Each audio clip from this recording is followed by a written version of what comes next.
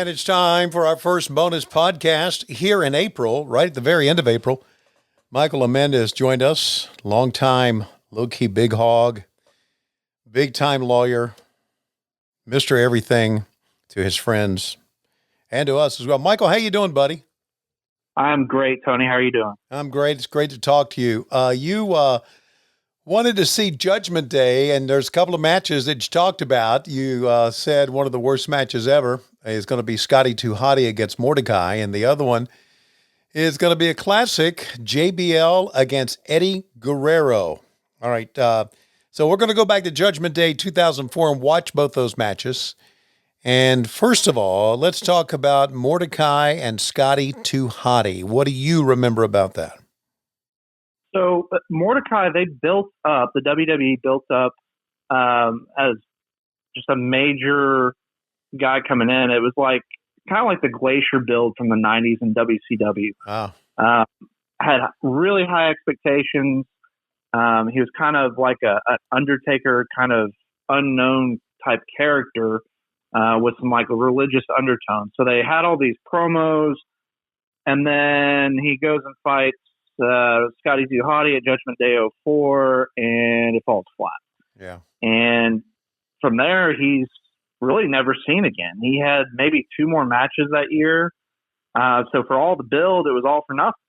And he cuts off the most over move from Scotty to Hottie, the Worm, and crushes him. And never to be heard from again, I think. I don't think Mordecai or any incarnation of him has been seen or heard of in wrestling since then. Correct. Maybe he said, hey, this is not for me. So could have been. I think I read he went back to OVW. I guess that didn't help him out too much. Right. Well, you know, I guess, you know, just like in any walk of life, either you have it or you don't. And sometimes Absolutely. you don't.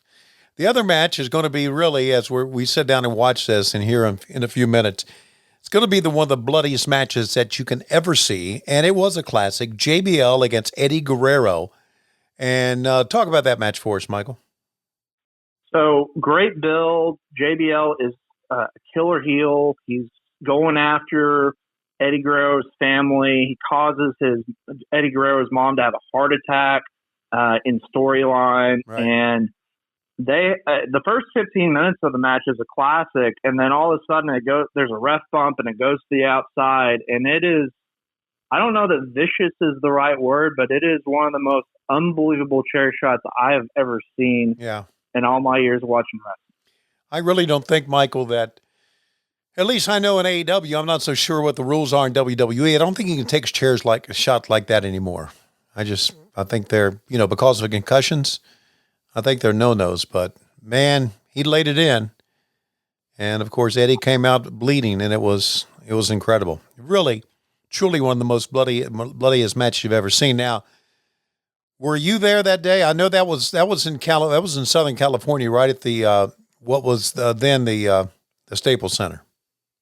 I was not, but our friend and slapdick, Mr. Mark Nelson, was front and center, right on the aisle, proudly waving his San Jose Sharks jersey for the world to see.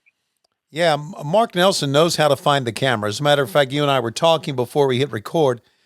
Mark Nelson, good friend of ours, great guy, loving to death. He may be the biggest camera hog I've ever seen in my life. He finds a way no matter what. Yeah, he does. That's for sure. All right, Michael, good talking to you as always. We're going to go back to Judgment Day 2000, take a look at Mordecai against Scotty to Hottie, and then we're going to fast forward a little bit. We'll have the time codes for you. JBL against Eddie Guerrero in one of the bloodiest matches and one of the most wicked chair shots you'll ever want to see. Michael, as always, great talking to you. You keep them straight up there. Absolutely. Thank you. Appreciate you as always. And we're clear. Thanks, buddy. Thank you. Great. Hope you have a good week. You too. Great talking to you. Thanks for your time. You too. Thanks. Bye-bye.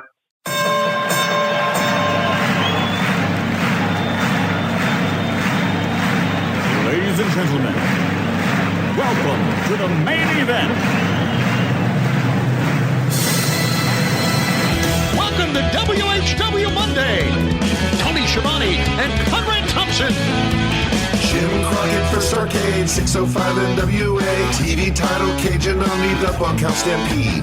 Flair and Horseman, Garvin, Bogey, Magnum, Dusty, Express Tag Teams. Turner, Bond, and Mid-South Joint World Championship Wrestling. Talking about the great years of World Championship Wrestling, the NWA, and Jim Crockett Promotions. Tony and Friends North, they win. Look, Schiavone's back again. World title split off center stage, Bischoff, Disney, Hogan, and Nitro. New World Order and The Crow. Thunder, Russo, Arquette Champ, Vinnie, Mac, simulcast. Tony's back with Conrad, not your classy podcast. Watch along, try not to laugh. Lowest rules, cat back. This wasn't the initial plan. Tom Zigg's a good-looking man. Klondike Bill, make a chair. Tommy, you come over here. What happened when? WHW Monday. And now, let's go to the ring. And here's your co-host. Hey, it's Conrad Thompson. Hey, it's Conrad Thompson, and you're listening to What Happened When? A little bonus action. All up in that ass is Tony Schiavone. Tony, what's going on, man? How are you? I love when you open this these bonus podcasts by saying all up in your ass. Man, that's where we are. We are deep inside the rectal tissue. Excited for you guys being a part of what we're doing. Listen, I don't really know why you guys are hanging out with us, but I greatly appreciate it. It means a lot. You know, yes, there is an economic piece of it, but just the idea that, man, I like it when we're not doing something for mass consumption, Tony. It's just me and you and our friends. We can let it rip, Tater Chip, and maybe say some things and be a little more comfortable than could be on the main feed. And the idea that folks could be spending that time anywhere, but they're choosing to spend it with us. That's pretty cool. Yeah. And then of course, something happens during a weekend or something and we're not able to record. And then Dave Silva's too lazy to really build a show. So he just throws up one of these and puts it on the main feed and makes us look like fools. Well, he has done that. Yes. Yes. So anyway, be that as it may, it is good spending time with you again and looking at some of the stuff based on what our listeners, what our low key big hogs would actually want to see us watch. And there's been some great things on these bonus podcasts. Yeah, hell great yeah. things. Yeah. So we really appreciate them. Appreciate all because hey, they remember the stuff obviously that I don't. That you missed. Yeah, that I missed. And this first one.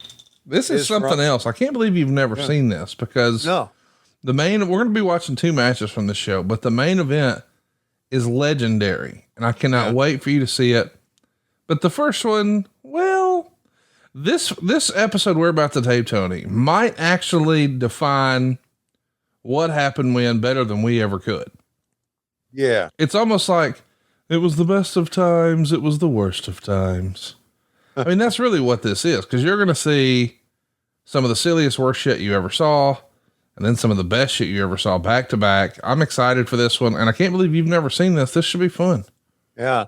This comes from Michael Amend, who's a criminal attorney. I think he's a criminal prosecuting attorney. Well, somebody should be charged after this first bout. Yeah.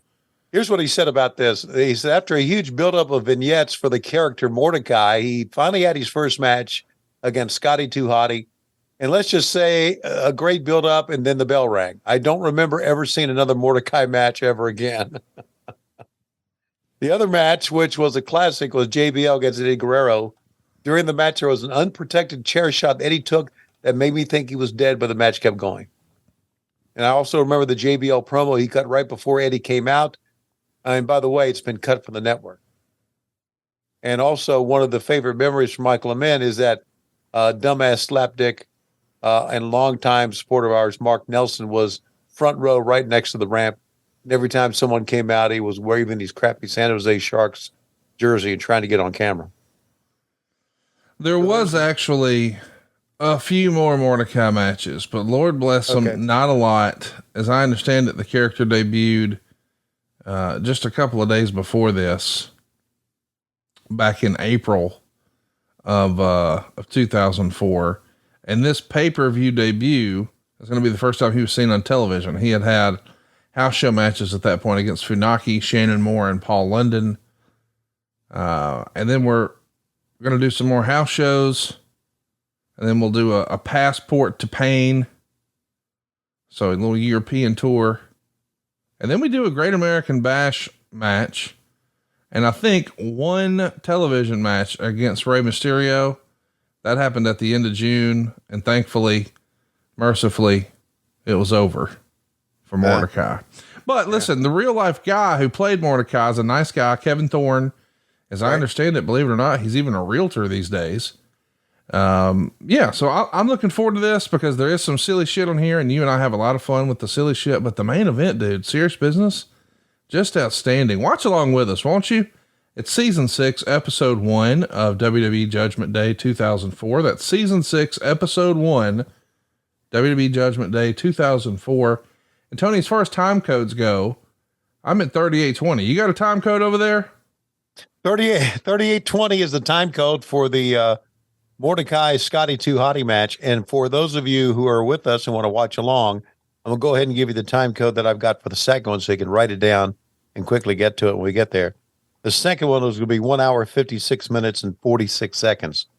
1:56:46. What excites me about that time code is the first thing you'll see is Taz. Love that. But right now we're going to start at 38:20. That's 38 minutes and 20 seconds. Well, let's do it here on WHW. A little bonus action just in time for April 2023. I can't believe it. This was 19 years ago. All right, Tony, I'm at 38:20 and here we go in 3, 2, 1, play.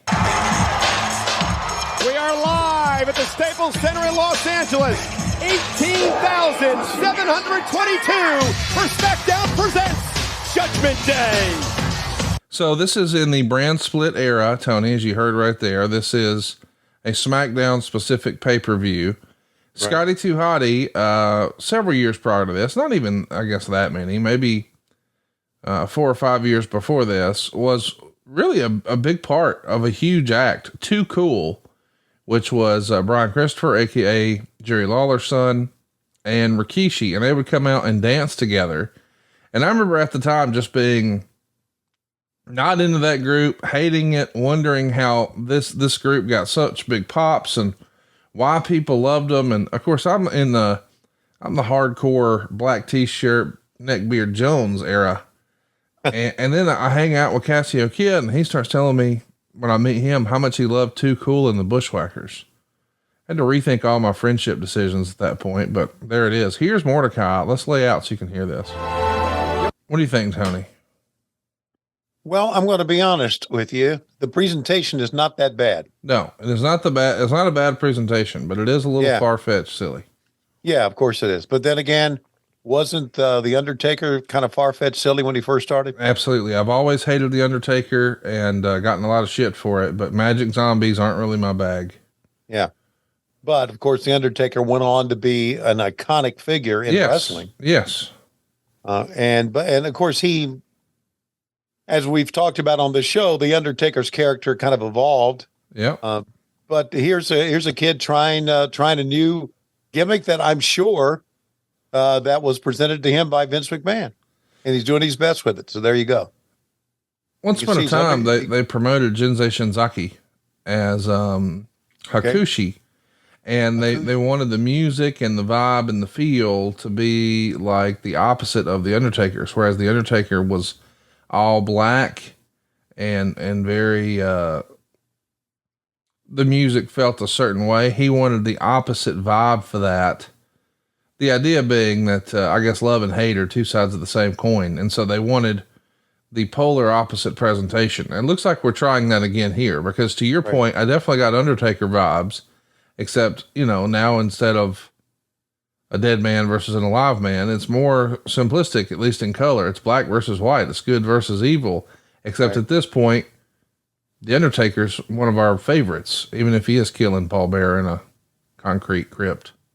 Yeah. My God, Mordecai's dick is hanging out. Oh, is it? Jesus. I hadn't been looking. As a rule, I don't usually hog watch. I don't hog watch either, but it like hits you. It's almost like it hits you over the head with it. He's wearing what looks like a stripper top because it's see-through. Right. And it feels like you could probably get away with that in a strip club. Like, hey, I'm wearing a shirt. Yeah. I got news for you. If I had tights like that, you would never see my dick.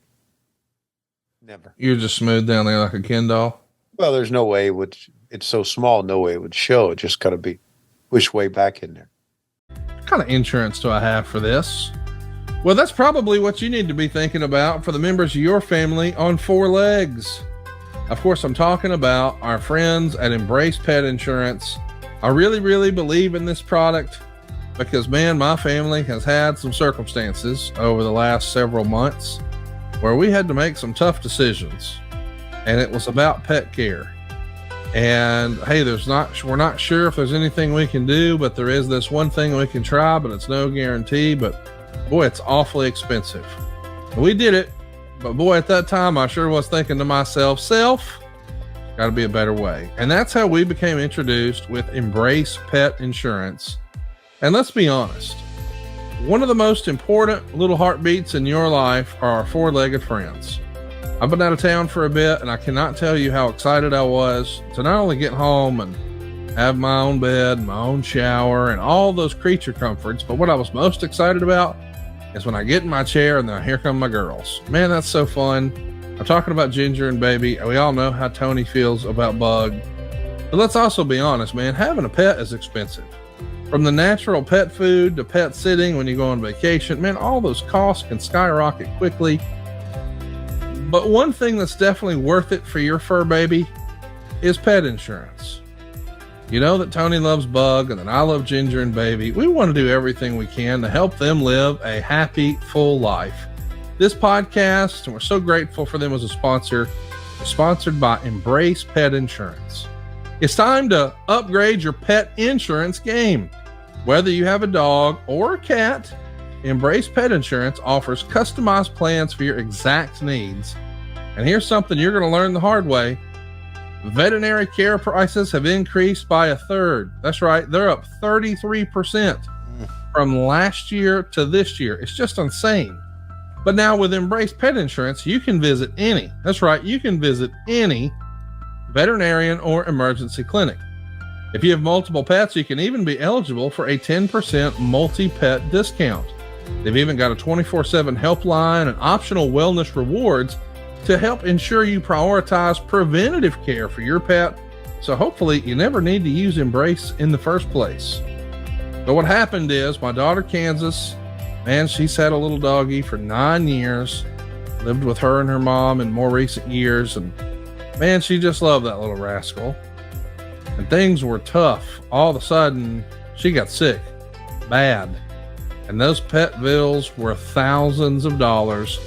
They weren't sure what to do. Dad saved the day, but boy, do I wish we had Embrace Pet Insurance. We wouldn't have had to deplete some savings and really tap that when we weren't planning on it. And let me just say this too. I know some of our listeners might think that pet insurance is unnecessary or pricey, but let me just go ahead and give you the heads up here. This is a great testimonial I want to share with you. Embrace made such a tremendous difference in my life. I could make decisions for my dog without thinking about my own needs. I could give him whatever the vet suggested he needed, thinking only of how to best help him. Every part of this process was easy, from getting a pre-existing condition screening to making claims to being reimbursed, and every person I spoke to at Embrace was compassionate and professional.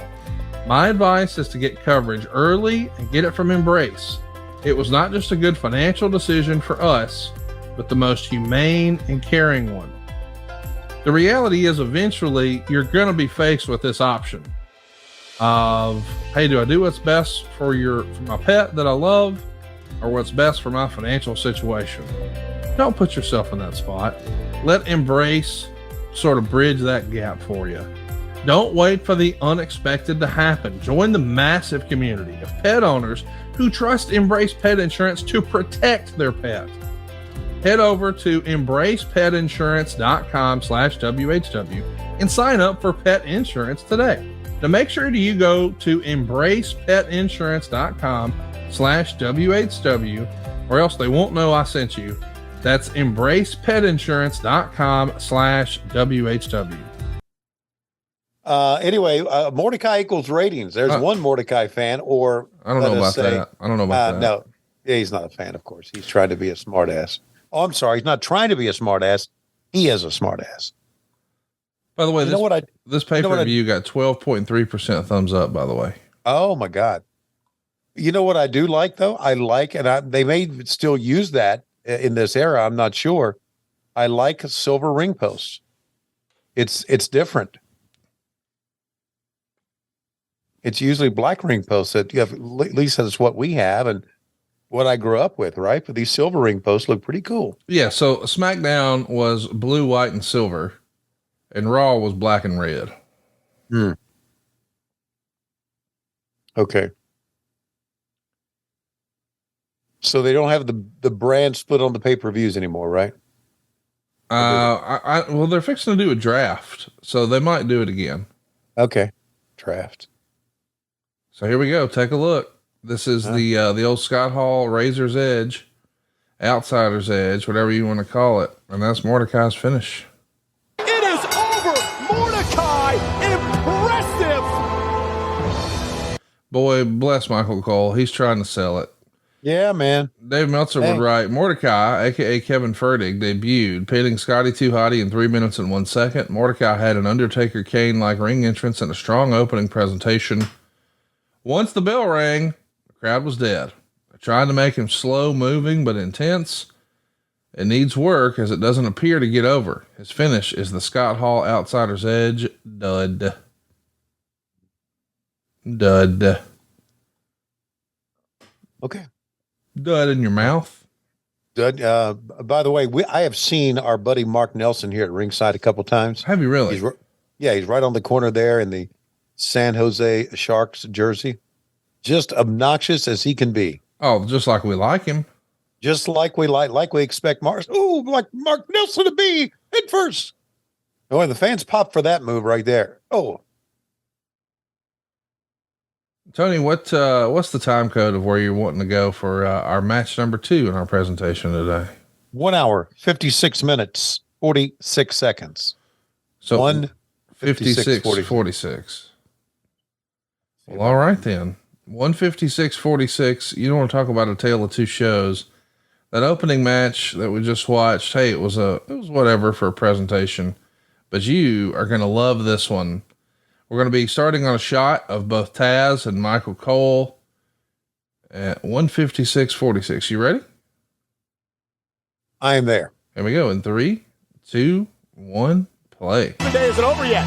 That's true. Because coming up next, it could be Judgment Day for one John Bradshaw Layfield. The WWE Championship is on the line. Eddie Guerrero against Bradshaw. Last time we saw Latino Heat, the WWE. You're going to love the angle they use to build to this. You're going to love the Layfield character.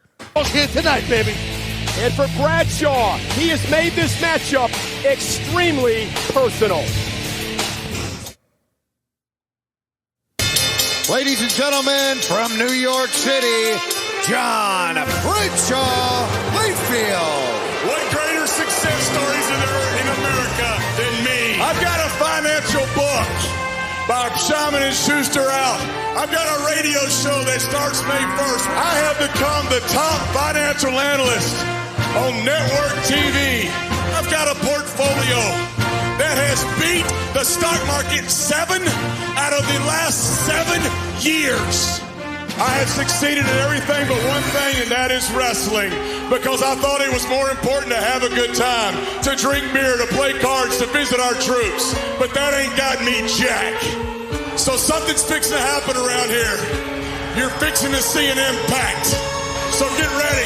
Business is about to pick up.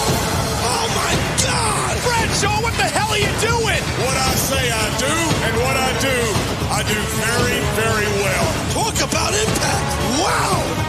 Ladies and gentlemen, The winner of the Kurt Angle Great American Award and thus the #1 contender for the WWE title goes to John Bradshaw Layfield. wow! Come on! Wow, he did it! Who better to represent America than me? JBL, what I see is a great American sellout. Eddie Guerrero has stolen the spotlight from JBL. He's a thief. You are a black mark on society, Eddie Guerrero. You are a disgrace to America. You're going to pay for this, Eddie. You will pay. Ladies Ladies and gentlemen, a tragic incident occurred involving the Guerrero family. Eddie was in the ring, finished up a match, invited his family in to celebrate. And unfortunately, this tragedy followed.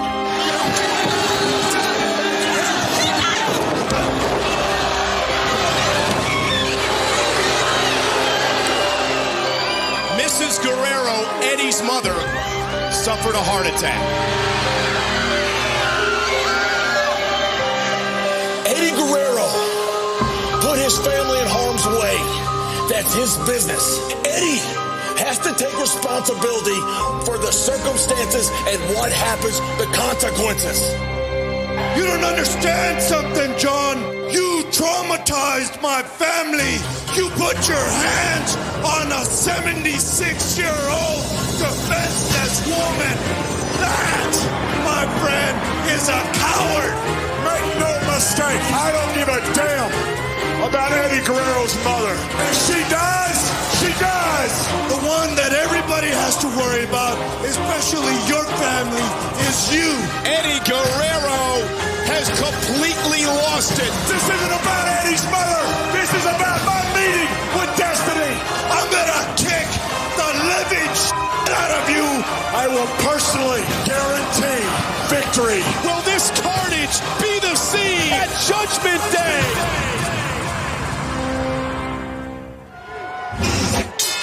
What do you think of that? That's pretty heavy, isn't it? And by the way, this is the era of JBL. I mean, I know that the internet hates him. I understand that, but this era of the character is fantastic. And because I don't think many times you've seen a guy come out and sort of explain away, hey, here's why I was a mid-card guy and here's why I'm a main eventer now. Right. And I thought that was so logical. And by the way, it was real. He had written that book. He was a cable news television host. He was doing a radio show. So he had checked all those boxes. So he just leaned into more of what he really is. And of course, this is very much the era where, especially when we have a Hispanic champion, we can lean in to some of the right wing stuff about, our borders and blah, blah, blah. So he's doing all of that just to be reflective of America and get some heat. Right. And one of my favorite things he would do, besides come out dressed like, a lot of the old timers would over in Japan, is he would come out. And by the way, LA, just to remind everybody, has the largest Hispanic population in America.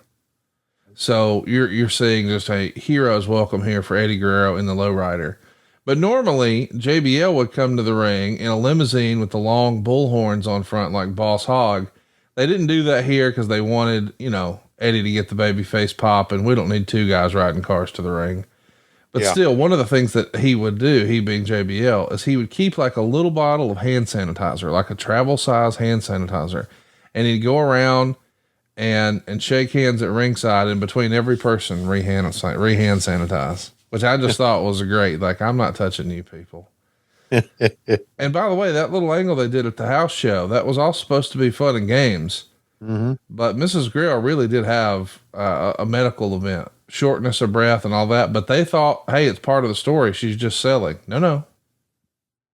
Being that close to the action really was too much for her to take. Wow. Sort of like the last time you sat in the corner. It was just, you were too close to the action. It was too much to take. Too much to take. I get that. I also noticed during the vignette, if you will, or the video leading into it. And of course it's well known that JBL in his earlier days was pretty much a bully and loved to really hit people. Am I right? Well, I don't know if he really hit people. I mean, I know he hit people. He hit Blue Meanie at one night. Yeah, right. But I've been told like that, that clothesline from hell, there's a right way to take it and an easy way to take it. And then some guys didn't know. And it looks good. It looks good because that's what I was going to get to. That clothesline from hell looked legit, looked stiff, as it were. I was told, the trick, I probably shouldn't share here, but, listen, he might be passing that on to somebody. I don't know. Cause he half-assed on again, off again, manages people on WWE, Yeah. But I will say this, once I was told the trick, yeah, it's unmistakable. Now you can tell, oh, that guy knows, and it was smooth as silk, and this guy don't know shit, and sorry about your jaw. But, you know, I've learned a few things over the years that I'll be honest have ruined watching some wrestling matches for me, because oh, really? It's just like, I know what to look for now. And once one of the guys tells me, and then I'm like, oh yeah, okay, well that makes sense. I start looking for it, and then it's like, well, it's all I can see now. Yeah. Like eyes being open. Yes. Yeah. I don't want to say too much because I know it impedes other people's judgment or enjoyment rather. Speaking of judgment, we're going to have, I mean, one of the most prolific blade jobs in wrestling history. And this is the era of Eddie Guerrero being the top guy. Just to give you a heads up here, Eddie Guerrero had done the impossible. In February of this year, he beat Brock Lesnar. Now, of course, we know Brock Lesnar is going to be on his way out of here. He would finish up at WrestleMania with Goldberg, with Steve Austin as the special guest referee. But now we're going with a smaller, better wrestler, and a Hispanic man, all on top of that. And so SmackDown was largely trying to appeal towards Latinos. They wanted that to be the initiative because they understood, you know, what the upside was there. So they're going to make Eddie Guerrero the SmackDown World Champion, and he beats Brock Lesnar. And then he has his big moment for WrestleMania, standing in the ring with Chris Benoit. And even though it wasn't technically a co-main event, it certainly felt like it, him wrestling Eddie Guerrero for the world title. But as I understand it, this is very much the era where Vince wanted a one-on-one close personal relationship with the champion. And if business was up, the champion got all the credit. And unfortunately, if business was down, the champion got a lot of the blame. Yeah. So that pressure of being the guy is something that really got to Eddie, as I understand it. And this is also the era where he is just relatively fresh in his recovery. I mean, you probably recall around New Year's, 4 years prior to this, maybe 5 years prior to this, my man was in a horrific car wreck, and there were substances involved. And that continued to the point where he wound up getting released from WWE. He went and worked Ring of Honor, IWA Mid-South, and a few others, working with some of your old pals like, you know, CM Punk and all the other Ring of Honor guys and IWA Mid-South guys. And before you know it, man, he's back in WWE. But a lot of people assumed, okay, he's not the tallest guy, and he's a great wrestler, and he's Spanish, and he's had drug stuff. He'll never be the world champ. And it happened. And so this pressure was a lot. And so as Bruce talks about it on his podcast, he was talking to Eddie every night. And Eddie was feeling the pressure here. And I only frame all this so you know, because you may not know all the dates here. 18 months later, Eddie was no longer with us. I know he died in 2005, but I wasn't sure when this is what we're watching right here is May of 2004, and he passed away in November of 2005. Okay.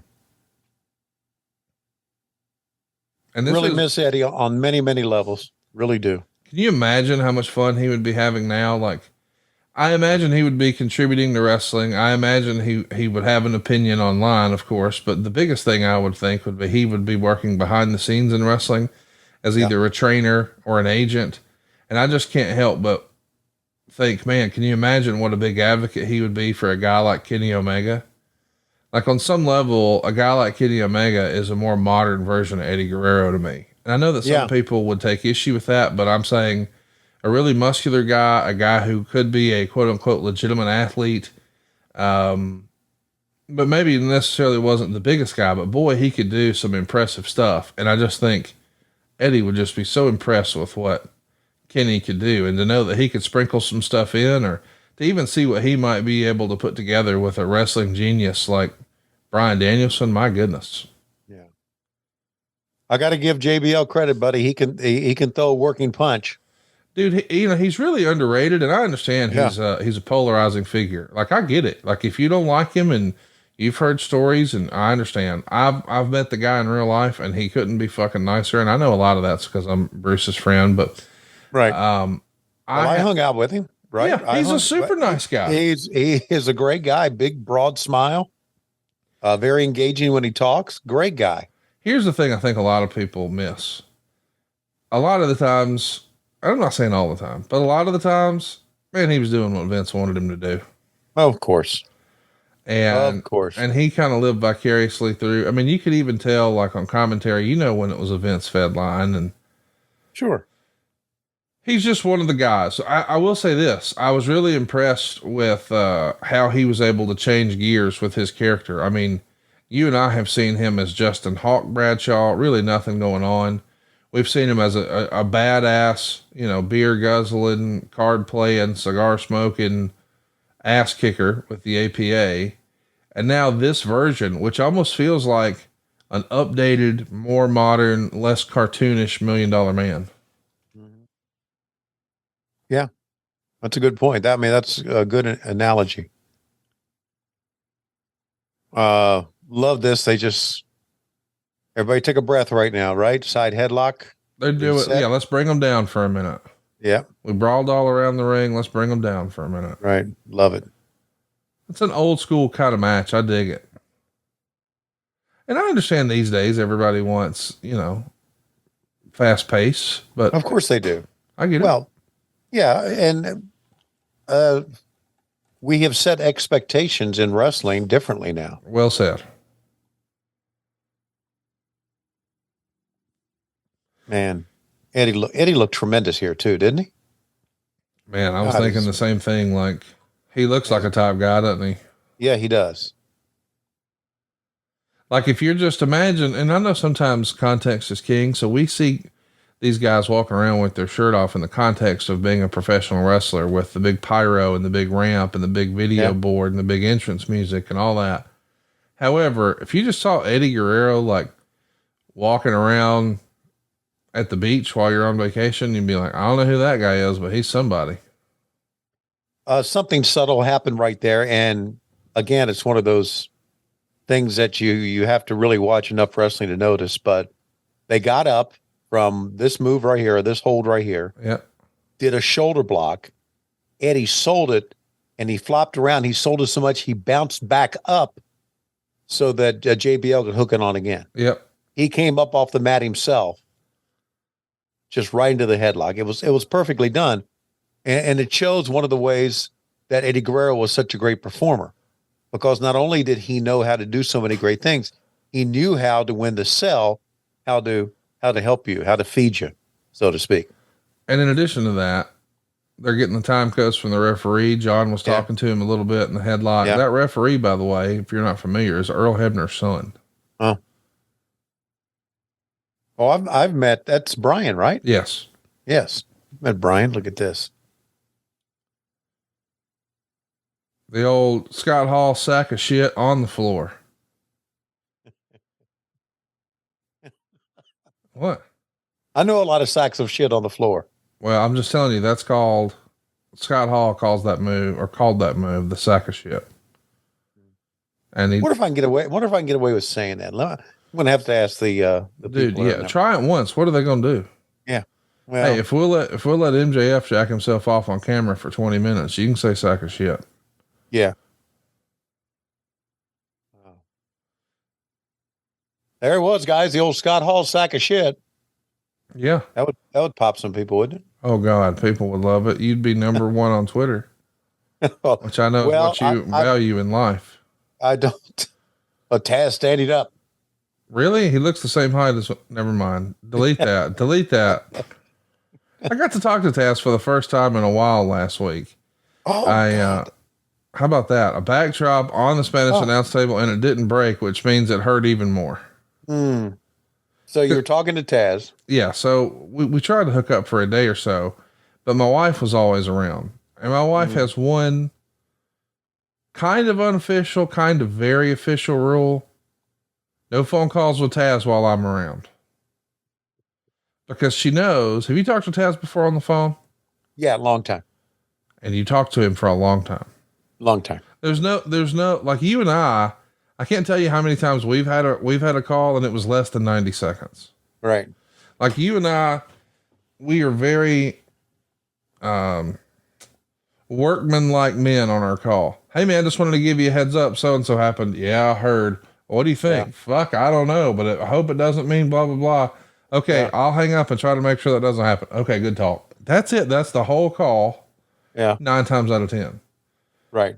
As you know, not the case with Taz.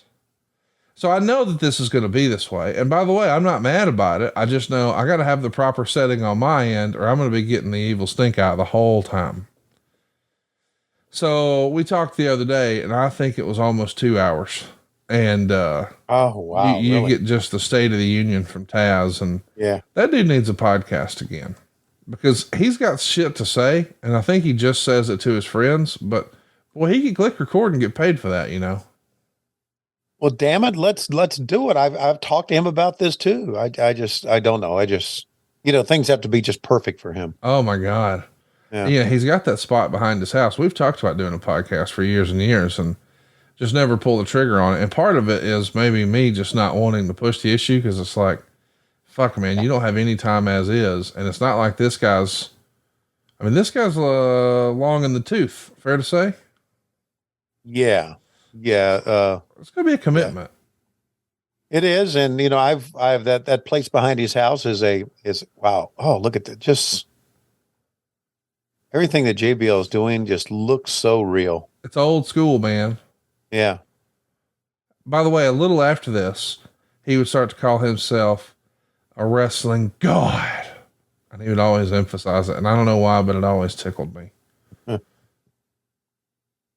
Anyway, just to wrap up our talk about Taz, Taz has that room behind his house that he's built. It's a very nice place. It looks cool, man. Yeah, it does. And I've invited myself there many times, and each time Taz says no.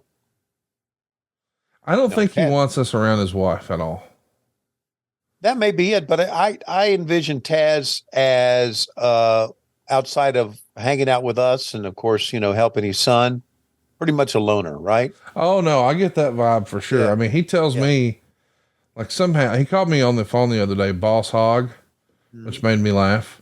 Yeah. And he said, you probably got, all your cars are white and they got horns on the front. I said, actually no horns, but yes, all my cars are white. He thought that was hilarious. He's like, you fucking Mark, you fucking goof. You're supposed to get a black car. Don't you know anything? I don't know why, but just the idea that I got the wrong color car for Taz cracked me up. It was all over me not to say, well, I'm surprised I wasn't disallowed from getting orange. Cause in my head, don't you assume that like in my head, Taz drives like an orange Trackhawk Jeep. I know he doesn't, yes. But like he's riding around in an orange mobile. Yeah. Well, everything's orange with him. Yeah. Everything's orange. And, he's just, God, what an engaging, just a little, and this, I'm not going to be able to present this to you exactly how it happened because it's Taz, but just last Wednesday, I'm walking backstage. He's talking to someone and I glance over to him and he says, stop. I fucking me. No, stop eyeballing me, Schiavone. It just popped me. I just stood there and laughed. I said, I just glanced your way. Yeah, I know. Stop eyeballing me. All right. So there you see the dreaded rough bump. Yep. Eddie went to run into the ropes, turned around. Brian was there. Bam, down goes the ref. Eddie's trying to revive him, but boy, his little referee body couldn't take falling down. Yeah. So that's it. And so now we're going to see some violence. Okay. JBL's on the outside. Eddie Guerrero still trying to revive Brian Hebner on the inside. Half the crowd here in LA is standing up, looking to the entranceway, wondering, well, who does that mean's coming in? Because normally that does mean interference. Instead, now it means there's an opportunity to do a little cheating if you were so inclined.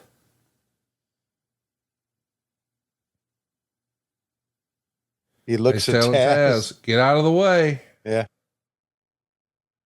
All right, Tony, I got a reminder for everybody. Cold turkey might be great on sandwiches. Actually, it is. But there is a better way to break your bad habits. Now, we're not talking about some sort of weird mind voodoo from your crazy neighbor or somebody who eats parking lot panties like our pal Klondike Bill. We're talking about our sponsor, Fume. And you see, they look at the problem in a different way. You know, not everything in a bad habit is wrong. So instead of a drastic, uncomfortable change, why not just remove the bad from your habit? Well, Fume is an innovative, award-nominated device that does just that. Instead of electronics, Fume is completely natural. Instead of vapor, Fume uses flavored air. And instead of harmful chemicals, Fume uses all natural, delicious flavors. You get it. Instead of bad, Fume is good. It's a habit you're free to enjoy, and it makes replacing your bad habit easy. Your Fume comes with an adjustable airflow dial, and it's designed with movable parts and magnets for your fidgeting, giving your fingers a lot to do, which is helpful for de-stressing and anxiety when you're breaking your bad habit. And I have to admit, I wasn't too sure about this, but my wife, man, she absolutely loved the taste. The very first time she tried it, she told me it was much more flavorful than she thought, and it feels very fresh. They've got a ton of great flavors. Her favorite, hands down, is crisp mint. I recommend you check that one out. She also tells me it's well weighted, perfectly balanced, and it's just fun to fidget with. Gives her something to do with her hands, like Ricky Bobby and Talladega Nights, right? It's also pretty cool to look at. It's beautiful, real wood. It's got a fun shape. I don't know, man. It's just a cool vibe. But here's the deal. Stopping is something we all put off because it's hard. But switching to Fume is easy, enjoyable, and even fun. Fume has over 100,000 customers and thousands of success stories, and there's no reason that can't be you too. Join Fume in accelerating humanity's breakup from destructive habits by picking up the Journey Pack today. Head to tryfume.com and use the code WHW to save 10% off when you get the Journey Pack today. That's tryfum.com and use the code WHW and you'll save an additional 10% off your order today. Head right now to tryfume.com/WHW and use the code WHW to save an additional 10% off your order today. Ramming JBL's head into the mat and then sends him flying over the announce table.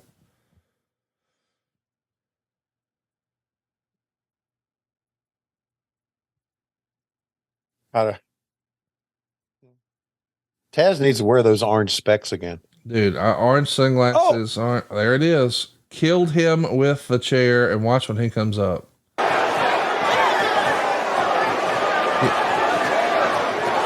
at him. Look at him. Oh shit. Oh shit. It's like a faucet, dude. Dude, he had an artery, right? I mean, my God. I've never seen somebody get that bloody that fast in my life. That's one of those things where you look and you think, man, should we stop the freaking match, right? Yeah. I mean, you probably should have. Look at the gash on his forehead. Here's the chair. Go show the chair shot again. Listen. Bradshaw, listen. Oh, God. With that steel chair. Difficult. Bradshaw's right out there in front of you. Yeah, Guerrero. My God. And Eddie Guerrero, Taz. Just look at that. Eddie Guerrero. You want to talk about a visual, though? Like, I know this isn't the way we're supposed to talk anymore, but look at Eddie Guerrero right there. If this was 1975 or 85, you know he's on the cover of every wrestling magazine right away. Yeah. And what's crazy is he was sitting on JBL's hat over there in the corner that he wore to the ring. It's now covered in Eddie's blood. Back away, fans. Gotta get a picture. Man, it's crazy to think, isn't it? Just... he's falling around with all this blood. Like, he's so close to the fans with all that blood. Like, and look, when he just goes to the, did you see that on the mat? That pool of blood? Yeah. We're not done.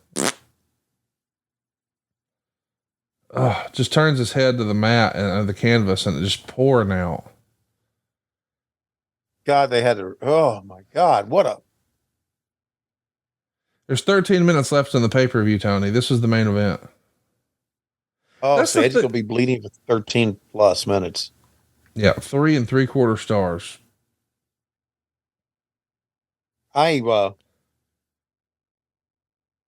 Bentley would write, Guerrero bladed, and that's hardly the word. It was coming out of his forehead like a faucet, reminiscent of Vince McMahon in the Zach Gowen match, or maybe even worse.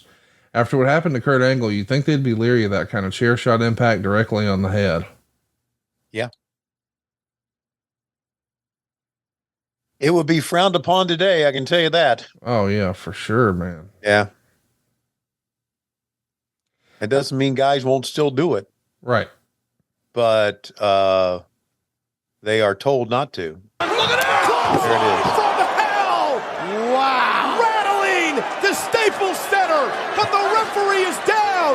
Bradshaw trying to bring referee Brian Hebner back to life here, but Brian Hebner's down. You got the ref or something.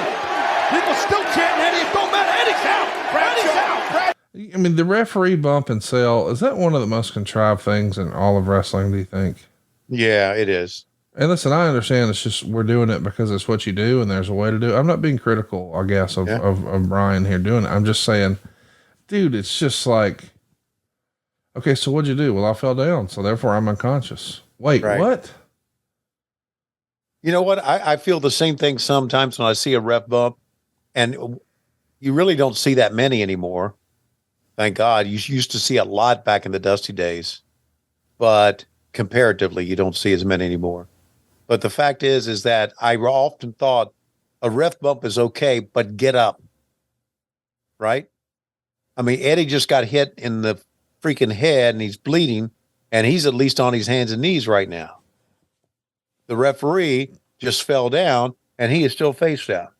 Oh, I get it. He's not an athlete comparatively, but and another referee bump, and that Charles goes down. And he'll be laying on the floor selling, right? Man, look at the blood here. It's unbelievable. The blood in the ring? It's I mean, it looks like there's been, this is a crime scene. And Eddie kicks out.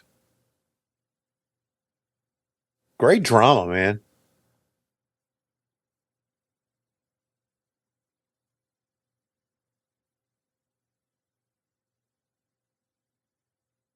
JBL did a good job of selling that facially. And sometimes I think that's overdone. And, you know. But. I like JBL being frustrated that what is it going to take? Yeah. The splatter all over him looks very American Psycho-like. Eddie off the ropes. Here's the sleeper hold. He'll choke him out. He's going to choke him out. All that blood's coming out of his head. He's going to choke him out. I was going to say it probably won't take long either. No, it won't. It won't because the blood's flowing. Look at the blood just coming down JBL's arm. I mean, you want to talk about a crimson mask. Eddie is covered in it. I just wonder, and I don't know how they approach it in the WWE. You probably know better than I, being a friend of Bruce and talking to him, but in our atmosphere in AEW, this match may have been stopped. Oh, it would be stopped today. Yeah. It would be stopped today. Yeah. You know, they never, I can't say this was the intent. Like everybody was upset with Eddie about how much blood this was. And as I understand it, he went to the hospital after. Yeah. You know, I think this is probably one of those deals where it's like adrenaline. And I don't know for sure what happened. Maybe it's one of those deals where it's like he's feeling this pressure. Oh, wait, look at Eddie. Look at Eddie. Looks like Here he comes. Eddie Guerrero starting to feel it. Bradshaw can't believe it. What the hell is the matter with him? Eddie Guerrero, it's Latino heat. Here comes the champion. Here comes Eddie. So instead of hulking up, he's Latino heating up here. If you're at ringside, you're going to get some splatter, guys. I can tell you that right now. This is so crazy. Here's the counter. Eddie Guerrero ducks underneath the clothesline. Oh, man. That's it. Call it, Tony. Yeah. It's what's going to turn him into a sack of shit? But it's a DDT countered by the champion. JBL talking there a little bit to the referee. Referee talking to Eddie. Eddie he is just greasy with his own blood, isn't he? He just looks like he's greasy. God, oh God. Look at that. He puts his head down, right? He puts his head down. He gets a blood. God. You know, this is, oh. Your first time seeing it. What do you think? I've never seen in all my years, I've never seen a canvas this bloody ever. It's amazing, is it not? Yeah. We've seen blade jobs where they've been a quote unquote, as you mentioned, a crimson mask, but never pouring out of a head. I mean, Eddie's legitimately losing a lot of blood here. He's in a bad way. He goes to the hospital. Yeah. As he should. Yeah. By the way, if there's any young wrestlers out there watching, I know we're oohing and on over this. Please don't do this. No, it's not necessary for anyone's enjoyment. I understand that this may have been what you grew up on and you love it, and I get it, but you know, that scar will last forever. Yeah. And I know you could say, oh, I'll have a good story and I don't care and all that. Man, it's not necessary. Especially if you're doing it like an independent show in like Maine or something in front of 200 people. Well, listen, I don't care how many people you're doing it in front of. It's just not worth it. One day you don't want a grandkid to point at your head and you'd be like, well, I self-mutilated myself for money. Well, you know, it would be a story for your grandkids. Wow. Yeah. You know what? Do what Tony does. Cut your fucking head off. Did they just disqualified Eddie? Off the skull of Bradshaw. Wow. Can't believe this. And Eddie Guerrero is not through. Look at this. The right hand to Bradshaw. Oh, man. Eddie Guerrero. Yeah, it's a DQ. They all groaned. I mean, it should have been a real finish. Yeah, of course. This type of performance deserved that. Yep. But what a spectacle, eh? Man, I said, hey. Hey, referee's coming in. Hey. Look at it. And some idiot in the front put dud. Take that sign and stick it up your fucking ass. There you go. Meltzer gave it 3 3/4 stars. Yeah. See who some of those referees are? No, I don't know. It was Nick Patrick who just took a bump. Was it really? Belt shot by Eddie Guerrero to JBL. Yeah. And if I had to guess, he ain't done. Another one. Oh, I see Nick coming up now, getting up. So it's Jimmy Corderas, Nick Patrick, and Brian Hebner. In the ring, it's JBL and Eddie Guerrero, and I think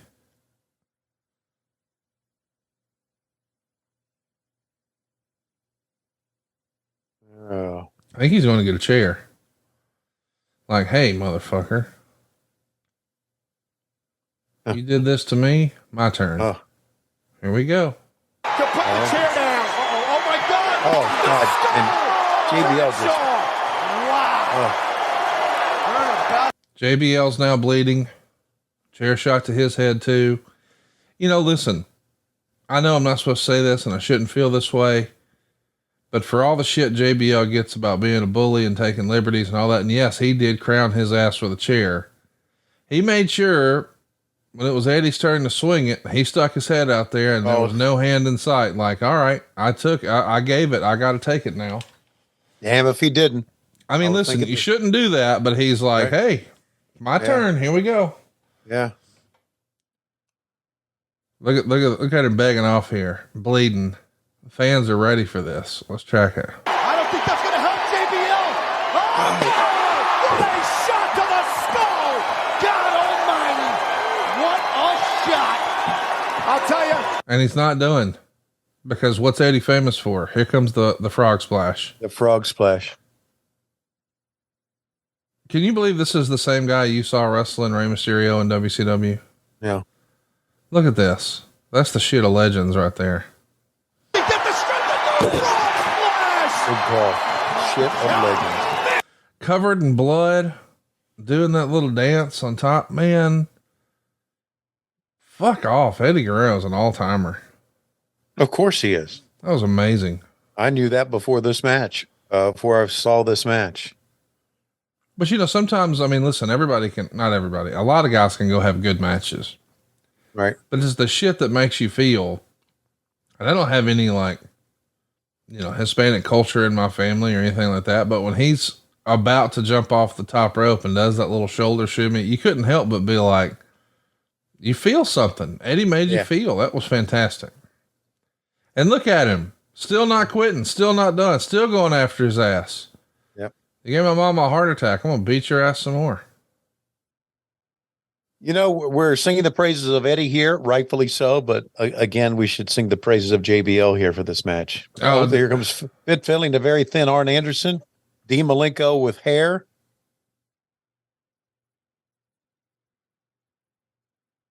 Yeah, look at Arn right there. Arn looks like he's ready to start doling out spine busters.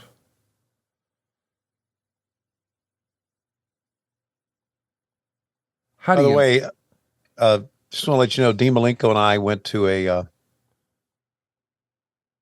American Parkinson's an event, and Dean was a featured speaker, and I interviewed him. Just the humor in that guy is absolutely unbelievable. He needs to do stand up. Dry, witty. Well, Tony, we're putting a button on Judgment Day here. What do you think? I'm loving every bit of it. Every bit of it. The fans had to love this as well. I would like to have seen, I don't think it would have hurt anything to have a clean finish and Eddie win. But I also don't think when it was over, I'm even talking about who won or lost. It was the performance of Eddie Guerrero. My goodness. That's right. Look at that shot, man. And that's it. That'll close it down. Greatly appreciate you guys riding along with us. But Tony, as I understand it, we're not done. This is just bonus content number 1 this month. We've got another piece coming. Tell everybody what we're going to be doing. Well, we'll just wait and make it a surprise. Hang tight. Right. More bonus content coming your way right here on What Happened When. Guys, we all know that confidence can take you far in life. That's especially true in the bedroom, especially when it's time to step up to the plate. And that's where Blue Chew comes in. We've been talking about Blue Chew for, since WHW was created. That's because Blue Chew is a unique online service that delivers the same active ingredients as Viagra and Cialis, but in chewable tablets. And here's the key, at a fraction of the cost. It's very simple. You sign up at bluechew.com, consult with one of their licensed medical providers, and once you're approved, you'll receive your prescription within days. And the best part, it's done online. So no visit to the doctor's office, no awkward conversations, and no waiting in line at the pharmacy. Blue Chew tablets made right here in the USA and prepared and shipped direct to your door in a discreet package. So if you could benefit from extra confidence when it's time to perform, chew it and do it. Have better sex. We've got a special deal for our listeners as we come to you from the Blue Chew studios. Try Blue Chew free when you use our promo code WHW at checkout. Just pay $5 shipping. That's bluechew.com, promo code WHW to receive your first month for free. Visit bluechew.com for more details and important safety information. We thank Blue Chew, as always, for sponsoring What Happened When. Our next bonus podcast here in June is from our good buddy Wade Haupt out in Minnesota. Wade, how are you, my friend?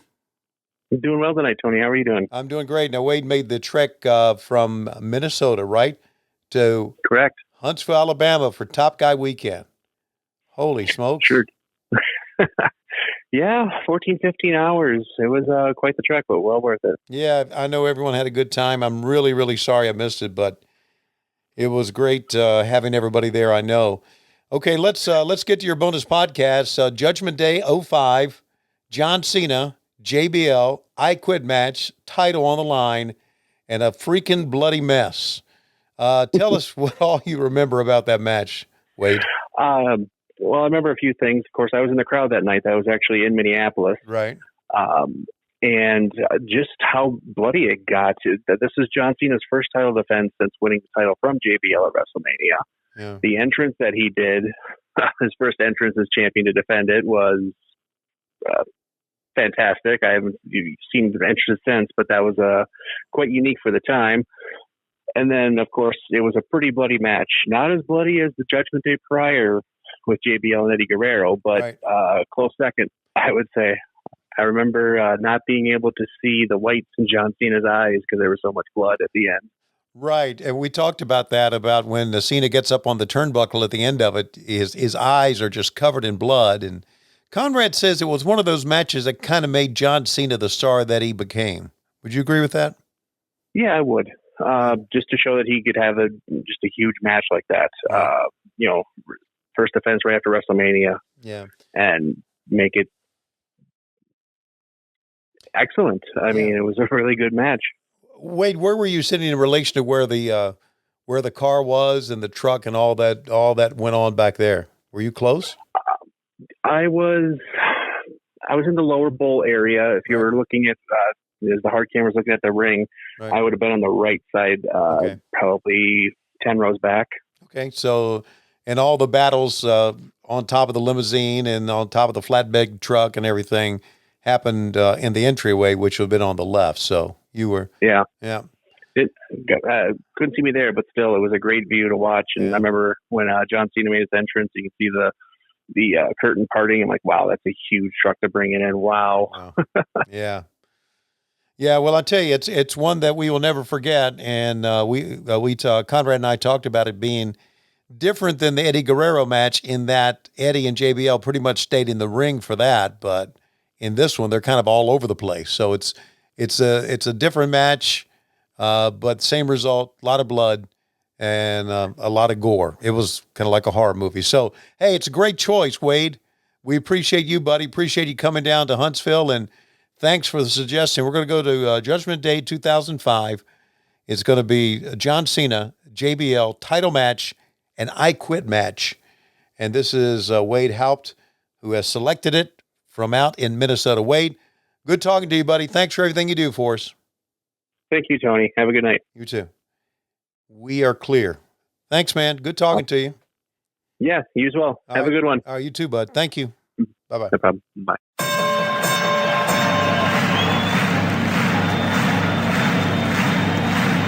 Ladies and gentlemen, welcome to the main event. Welcome to WHW Monday. Tony Schiavone and Conrad Thompson. Jim Crockett First Arcade, 605 NWA. TV title, Cajun Omni, the Bunkhouse Stampede. Flair and Horseman, Garvin, Bogey, Magnum, Dusty, Express Tag Team. Turner, Bond, and Mid-South Joint World Championship Wrestling. Talking about the great years of World Championship Wrestling, the NWA, and Jim Crockett Promotions. Tony and Friends North, they win. Look, Schiavone's back again. World title split off center stage, Bischoff, Disney, Hogan, and Nitro. New World Order and the Crow. Thunder, Russo, Arquette, Champ, Vinnie, Mac, simulcast. Tony's back with Conrad, not your classy podcast. Watch along, try not to laugh. Lowest rules can't pass. This wasn't the initial plan. Tom Zigg's a good-looking man. Klondike Bill, make a chant. Tommy, you come over here. What happened when? WHW Monday. And now, let's go to the ring. And here's your co-host. Hey, it's Conrad Thompson.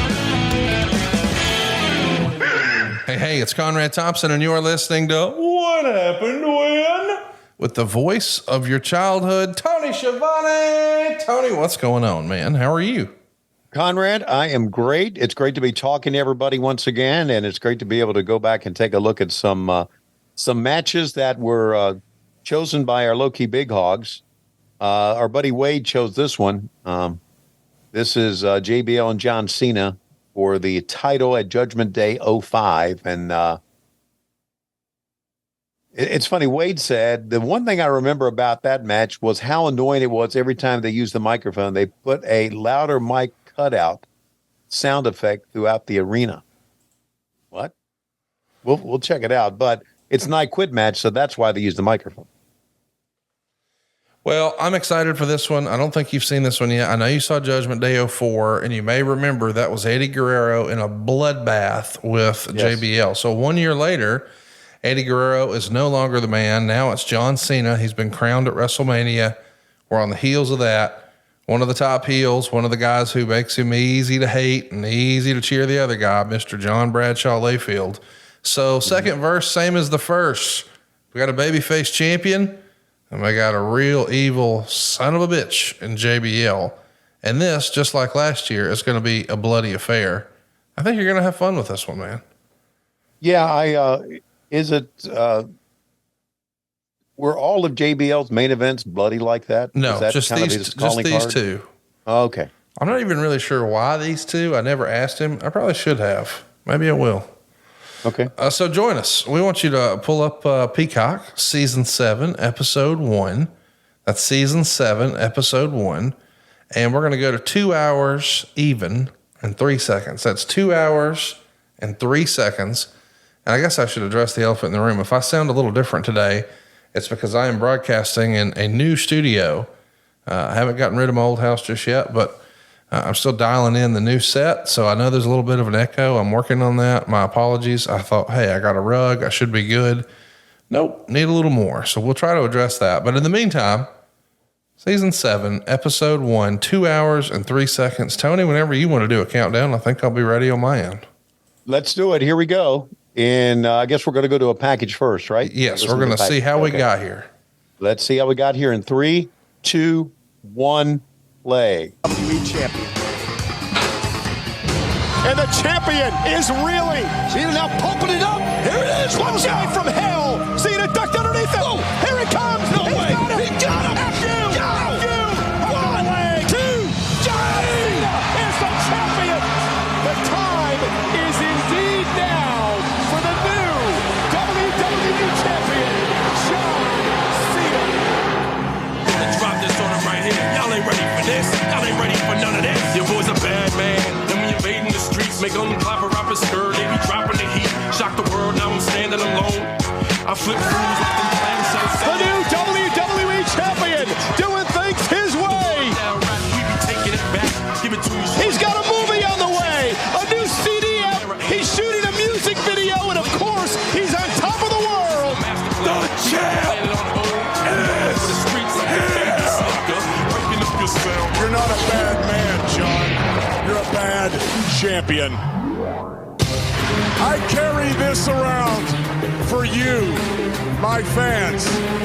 What happened at WrestleMania would have broke a normal person, because most of you, when knocked down, you don't get up swinging.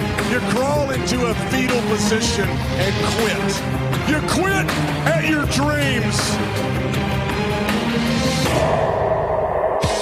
JBL.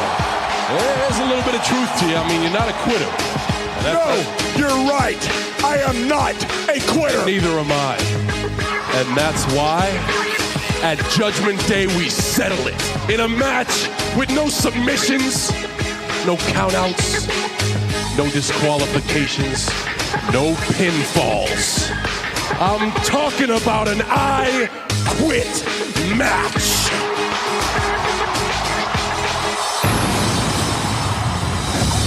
To say the words I quit means another man owns your soul. I quit! Say I quit! You fight for this championship because of your legacy. I fight for every person out there that brought me to the dance. I have sweat gallons and I have bled buckets, and through it all, the words I quit never crossed my mind. I am gonna beat the hell out of you for everything that I stand for. Judgment Day, I will not be trying to pin you. I will be kicking your ass. That Judgment Day, the last 2 words to come out of your pathetic mouth will be I quit.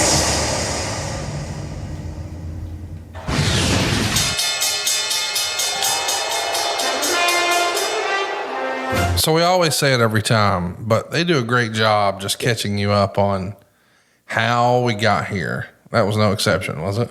Yeah, they know what they're doing.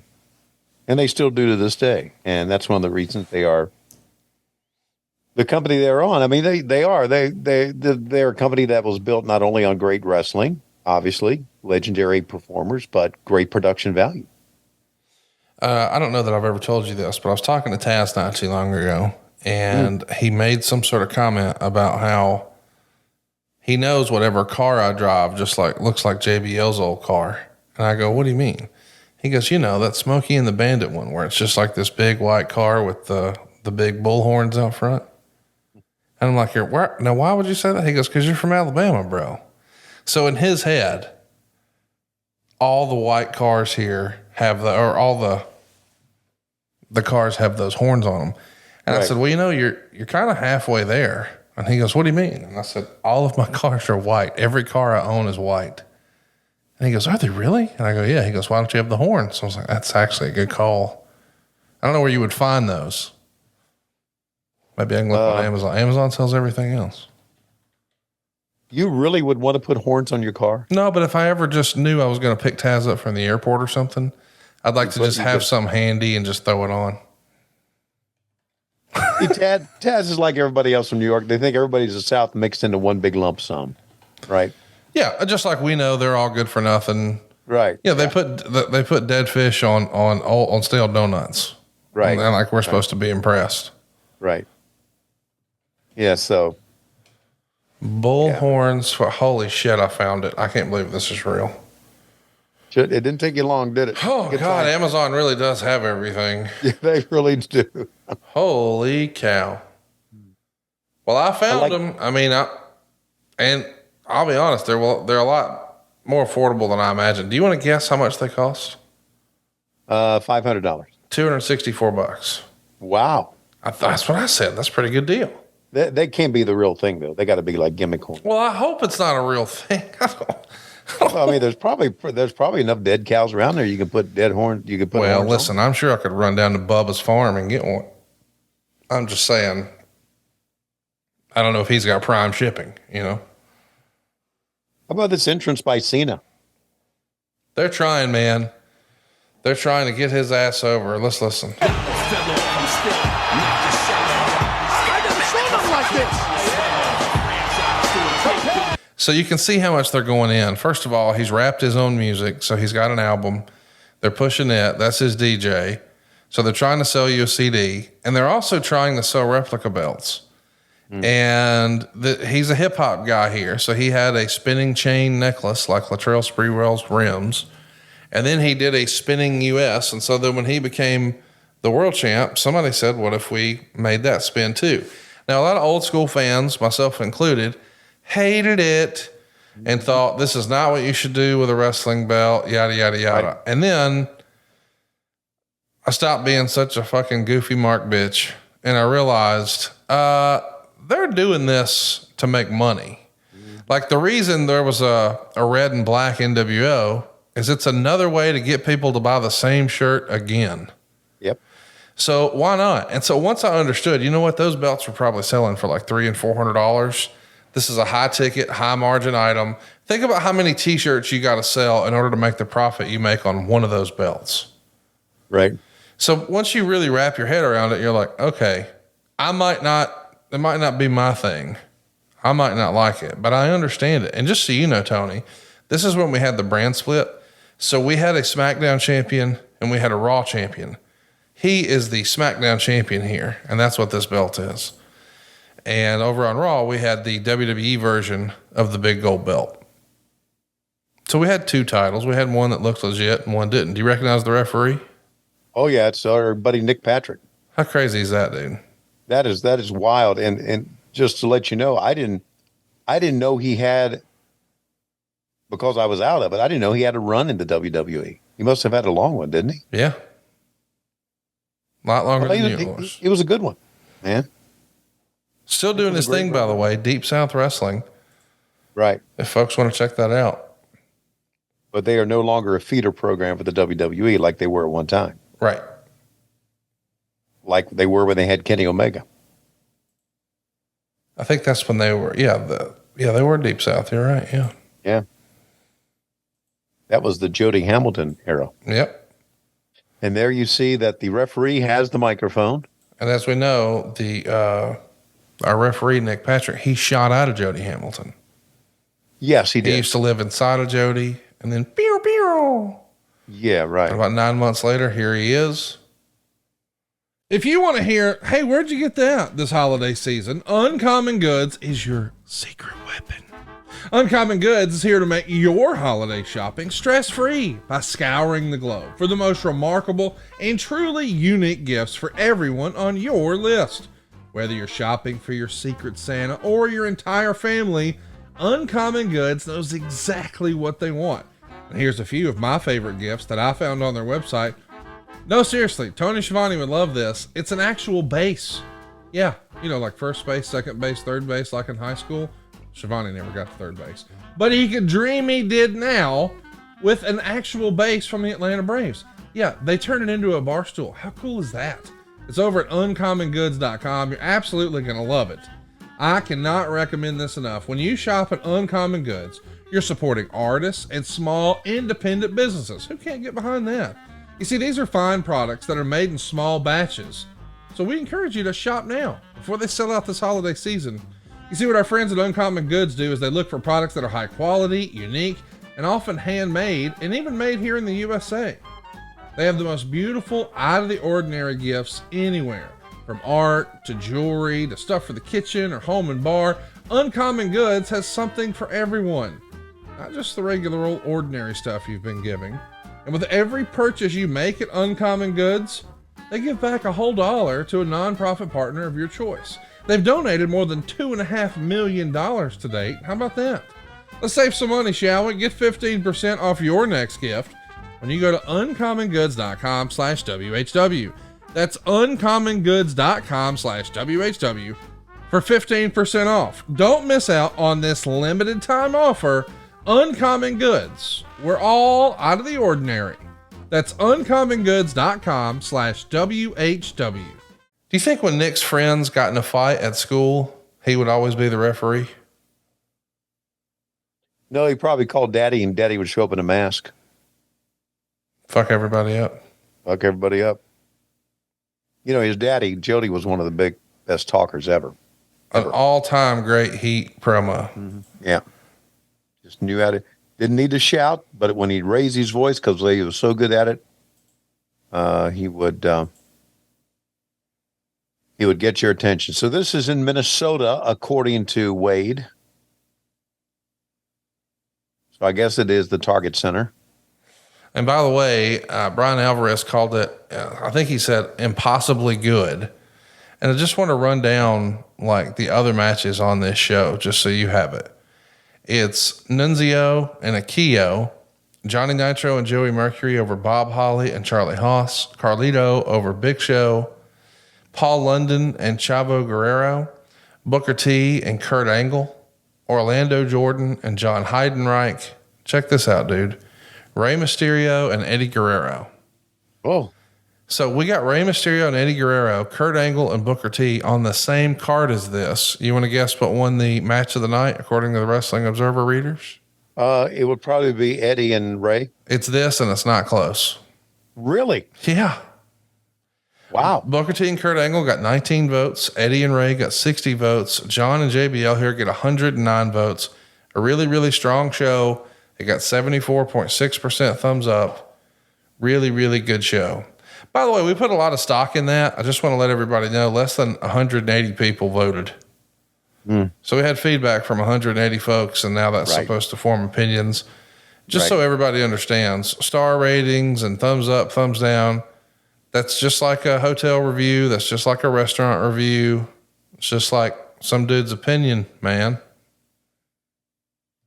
But aren't a lot of those hotel and restaurant reviews phony? Yeah, you mean the match ratings aren't? Well, I guess all ratings are in phony, but I mean, I've read some reviews where it's very apparent, like some of the products that I use. Yep. And I know the product is great, and I know it's good, but they still get a negative, and I'm thinking that's just their competitor feeding that shit. That's got to be. Well, my point was all reviews are relationship based. And it's just someone's opinion. I mean, again, what do I care? But I'm saying, like, a restaurant reviewer, if you got a guy who's from the South who grew up on Alabama barbecue, and then he goes and has Texas barbecue or St. Louis barbecue or Carolina barbecue, he's not going to like it as much. Right. And so everybody has like their own taste. And I think a lot of that just becomes relationship. We've talked about it before. not to stir shit, but like Luchasaurus has more 5-star matches than Kurt Angle. He has more 5-star matches than Randy Savage. Luchasaurus does. Luchasaurus has 5-star matches. Kurt Angle never did. Okay. Well, so I'm just saying, like, yeah, that's just a dude's opinion. And again, I'm not disparaging Luchasaurus. I'm a fan. I love what he's doing. But like, how can you say that if this only goes to 5 and we all agree that Kurt Angle is probably in like the Mount Rushmore of wrestling. Right. Luchasaurus had more of those upper echelon matches than Kurt Angle. That's just a dude's opinion. We can't get caught up in that. That's my point. Like, you and I could go to the exact same steakhouse, have the exact same order, and yours not enjoy yours as much as I do mine. And that doesn't mean either one of us are right or wrong. It's just a dude's opinion.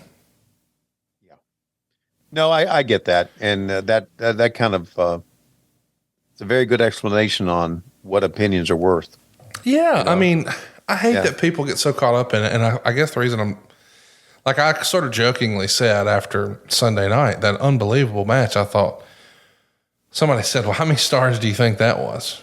And I said, how many was it? Or how many does Dave say it will be? And they said, Dave. And I said, 9. I think it'll be 9 star. I mean, once we've said we had a 7-star, it's like, well, I mean, I like that match better than the 7-star, so that's got to be 8. I don't know. But then I think it was either 5 or 6, and people were still debating, like, did he take a star away because of this move or that move? And it's like, does it really fucking matter? Like, when I was finished with it, I was like, man, that might be one of the best matches I've ever seen. I'm sure it is. If imagine if everybody said that every time you had a pay-per-view match, Tony. Like, as a wrestler, you've done your job. Yeah.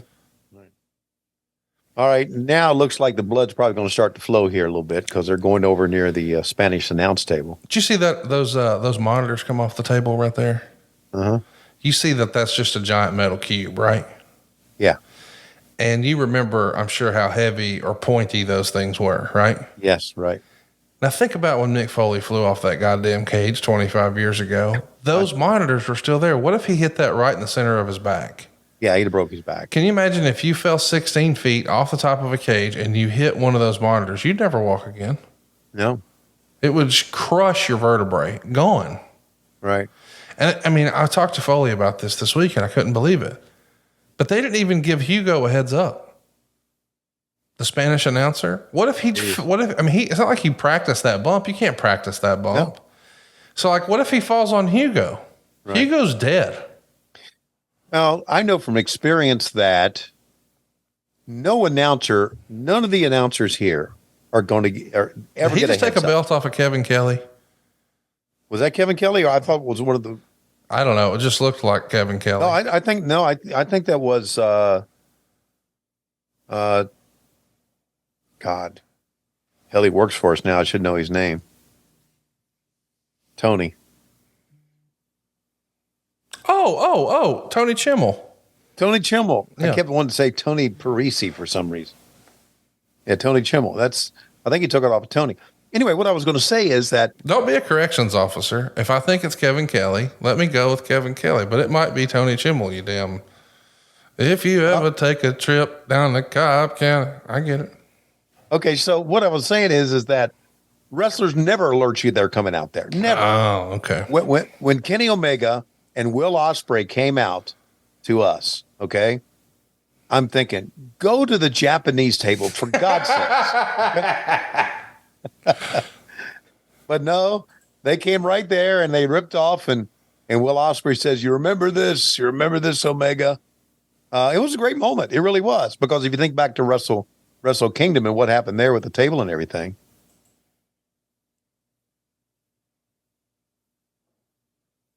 So right now, JBL's got the mic, and this is. Yeah, lots of, here comes the big bump. Oh, big back body drop into the other table. Yeah, they didn't, no announcers know it's coming. Okay. Well, I'm just saying, if you got somebody flying, I'm talking about flying off a freaking cage 16 feet in the air, it does feel like you might want to give somebody a heads up. Yeah, I would think so. There's also thought that I guess I'm trying to get in the mind of Mick Foley here. There's also a thought is if we give them a heads up, they're going to scurry out of the way and they're going to kind of foreshadow this bump is coming. I don't know. Maybe we went. I don't know. I can't explain it, but you know what? It's maybe the most unforgettable bump ever, right? Of all time. Yeah, no doubt. Great bumps. Yeah. We actually had a fun idea at lunch a few days ago. There's Tony Chimmel. What if there was like you don't see those anymore. Look at the chair. They're going to do a replay. And if you recall, last year, that's what got all the color for Eddie. Yeah. Well, we knew how physical this would be. We knew how violent and vicious it would be. I hope when Cena comes up, he's not wearing a crimson mask. Well, he's bleeding. JBL trying to get up. John Cena's trying to get up. Let's say, oh my God, his head split open. John Cena's head split open. No replay yet. He split up with that chair. That chair hit Cena. I thought for sure they would have replayed it when they were trying to just give him time to recover.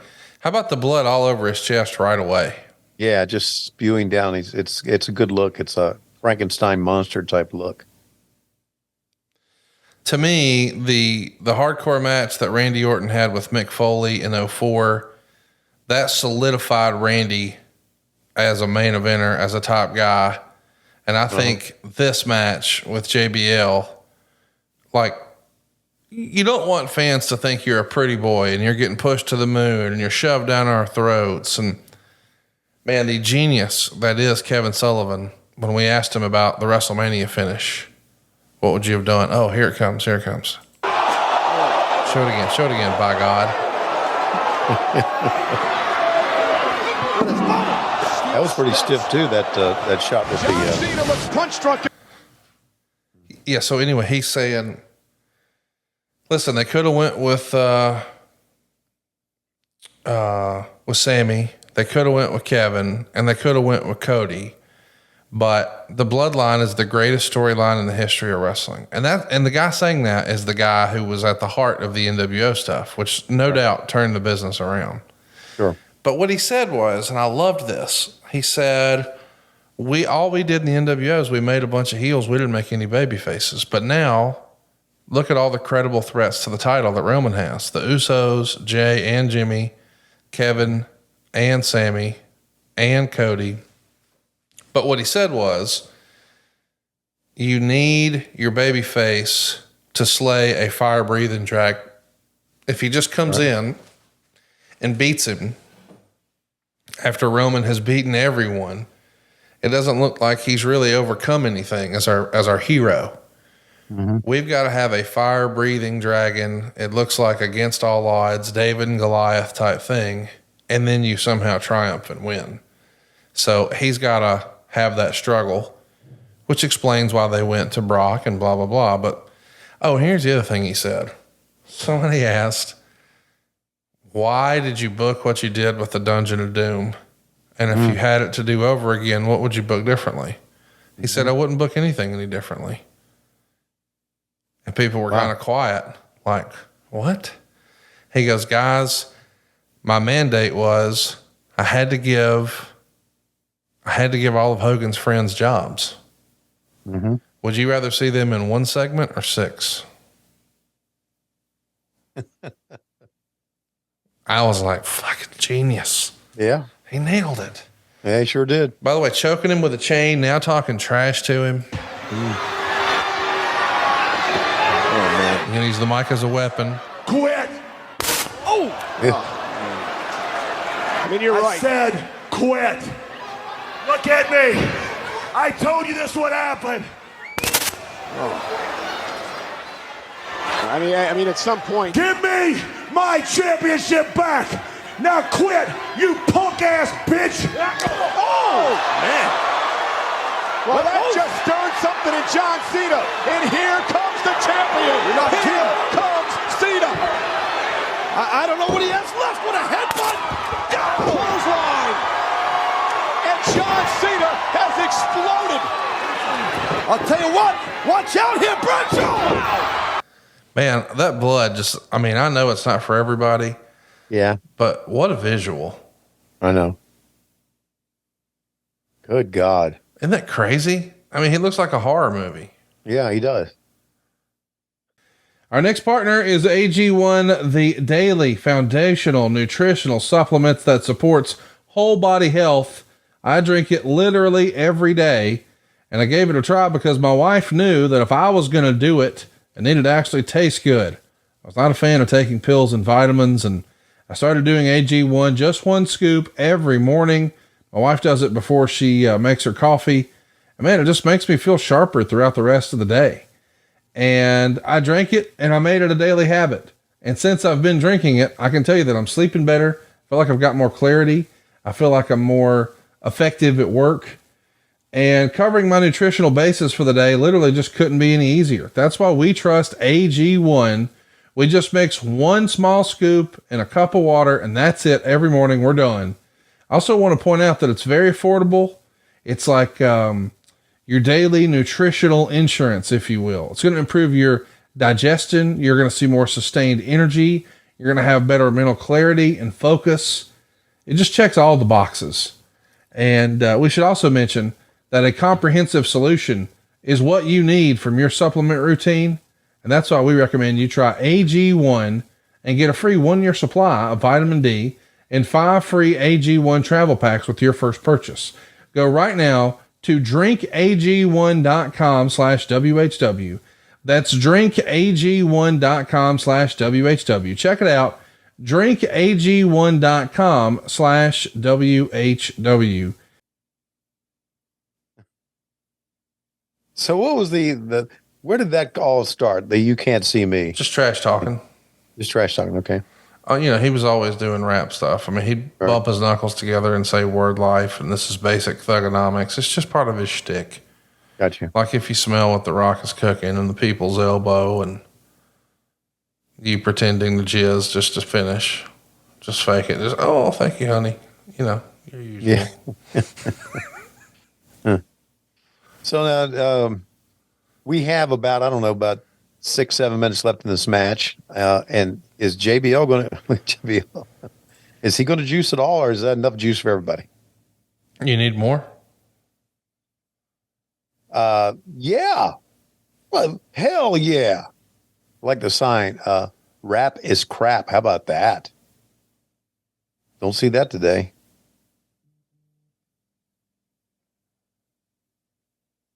Well, we're not that far removed from the WCW angle rap is crap. I mean, I think that was like, about 6 years prior to this, maybe. Right. 5 years. Nothing like blood on a white car. Man, come on. That's why I keep getting the white cars, you know? Yeah. So when you bleed on them. Yeah, when you kill a deer accidentally, it looks colorful. I mean, that's what Saz thinks, that I'm dodging deer down here with Of course. Yeah. steer horns on my car. Sure. Probably chewing tobacco. And everybody drives to the lake on a Saturday night and sits around with beer cans and shoots them off the top of everybody's head with a gun and chews tobacco and spits it out. I'll be honest, when you said everybody drives to the lake and drinks beer, I was like, okay, I'm liking that plan so far. When it came to shooting shit off each other's head, maybe not. Yeah, well, I'm talking about not lakes that people own, like you own the lake that you live on. I don't own the lake. You own the goddamn lake. You know what? Them fucking geese know who's the owner of the lake now. Yeah, they do. Those motherfuckers are out. They're gone. Get back to Canada with Don Callis. So look, he ripped the power cord out and now he's choking him with it. You should ask Bryan Danielson one day about the time he got fired for choking Justin Roberts out with a tie. Really? They did a riot at ringside. Okay. And he started attacking the announcer, and he was choking Justin Roberts with his tie. Mm-hmm. And when he came back through, they said, "Oh, you're not allowed to choke on TV. You're fired." Was this WWE? Yep. Oh. Little stunt Jones, JBL's head through the television set. Hey, look, Ma, I'm on TV. Yeah, he's cutting himself in there too. We talked about the comeback ability This is pretty fucking good, guys. I've never seen anything. I mean, seriously, when you hear, well, they got Kurt Angle and Booker T, you're like, well, that's the best match. Well, then they got Eddie Guerrero and Rey Mysterio. Well, I changed my mind. That's the best match. Well, then they got JBL and John Cena. Yeah, like I was saying, Eddie and Ray. And then you watch this, you're like, wait a minute, what's going on? Yeah. And by the way, John Layfield was not going to be outdone by John Cena. Oh, you're going to bleed a lot? Well, watch this. I'm going to bleed a lot. Huh. You're not going to be the only one bleeding. Bam, right through the limo glass. Have we not learned anything from Goldberg? Yeah, that's gimmick glass. Yeah, I know. All of wrestling's a gimmick, including star ratings. Yeah.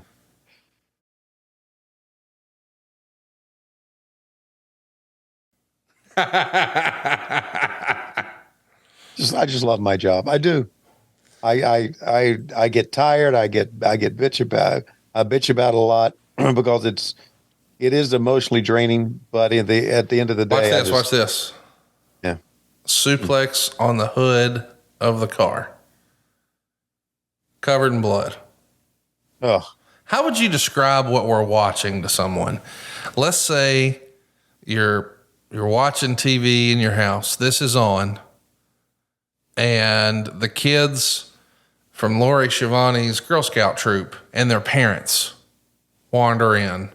Yeah. So there's 30 moms and dads now. Yeah. And they see you watching this. Yeah. How would you explain to them what you're watching? I would say, guys, girls, and parents gather around. Just look at this for 10 minutes. This is how I was able to make a great living for most of my career. Now let's see what's on Disney Plus. I just think if you were trying to explain to a novice, okay, so this is wrestling, but they're not in a wrestling ring, right? Mm-hmm. And that guy's not even wearing wrestling stuff. He's wearing jean shorts and sneakers, right? Mm-hmm. And they're both bleeding from their foreheads, yes. And there's a limousine, and that guy's going to slam the door down on him, yes. Mm-hmm.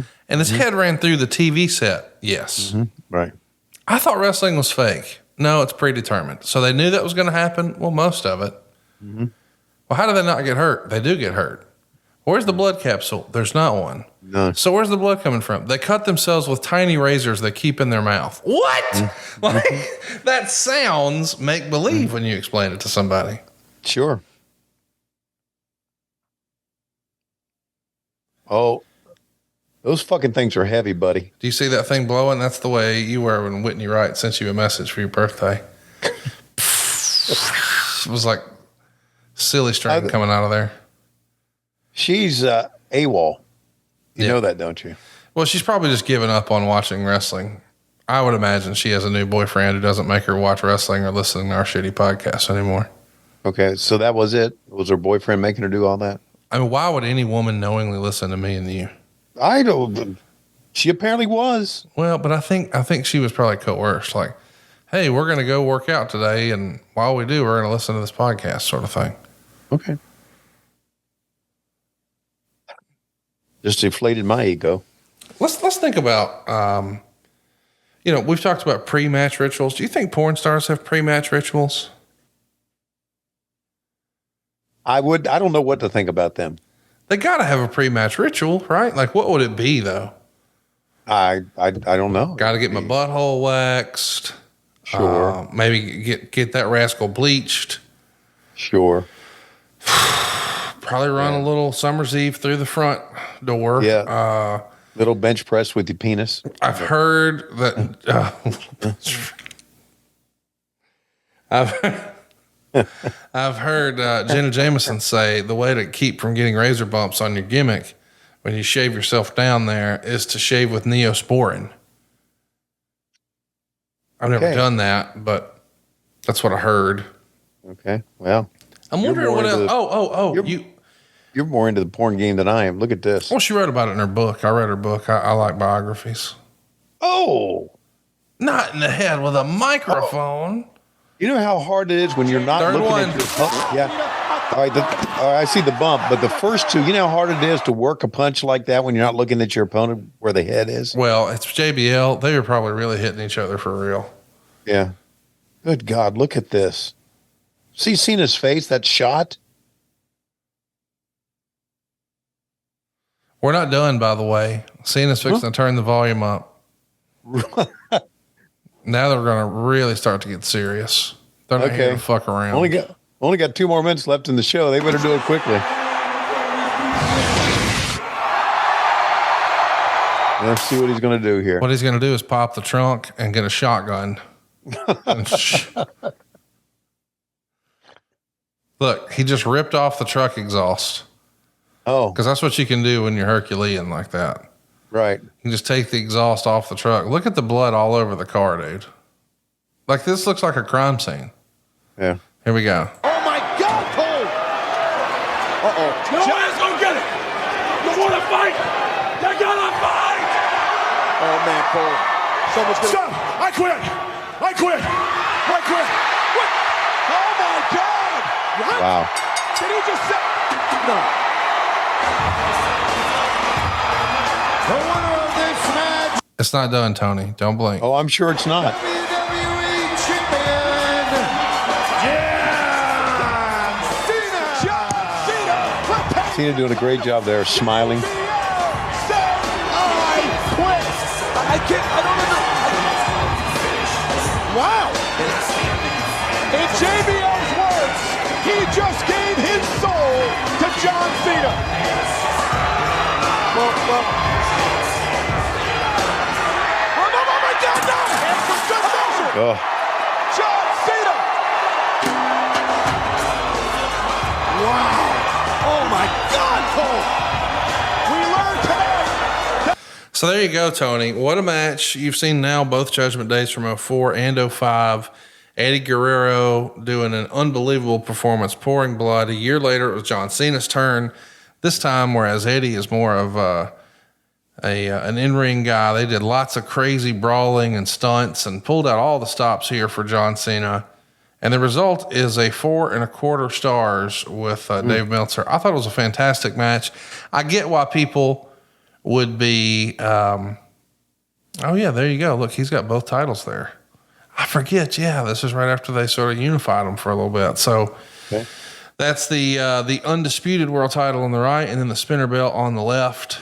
And look, they're off the air. They must have been going late here. What'd you think, man? You hadn't seen that one before. What'd you think? No, I loved it. As a matter of fact, I really liked it more than if want to compare it to the Eddie JBL match we saw. I liked it better than that one. Wow. Only because it was more on the outside, more carnage and using. I love using a white limousine and peeling the door off and going through the back of the truck, and the shots of John Cena's face was like, my God, it looked like the blood was in his right eye there, and his right eye was closed, and it was just, again, it was from a horror scene. So I like this much better. Really, yeah. If I'm rating matches, I rate that a 5 stars. Fantastic performance, unbelievable match. And here's the thing. I know that it's not in fashion to say nice things about people who have internet wrestling community heat.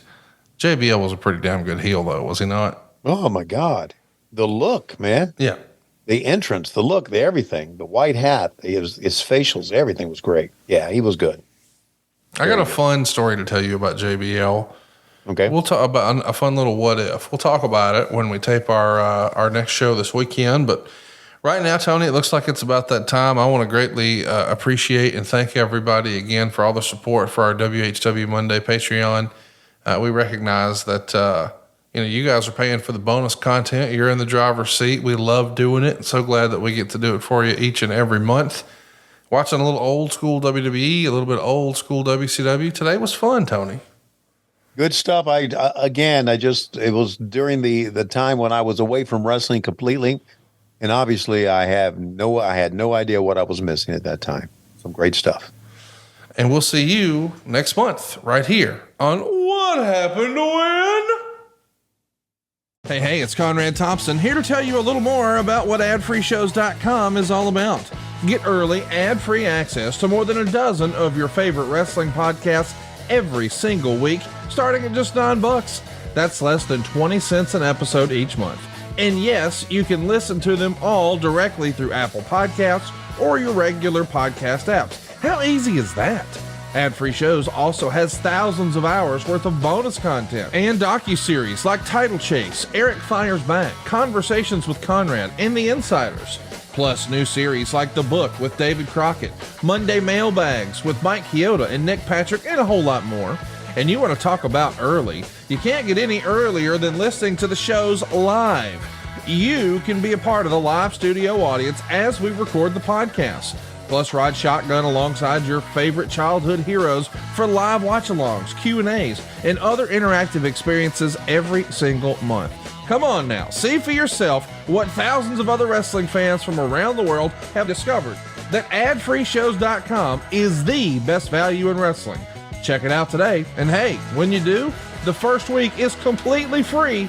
adfreeshows.com.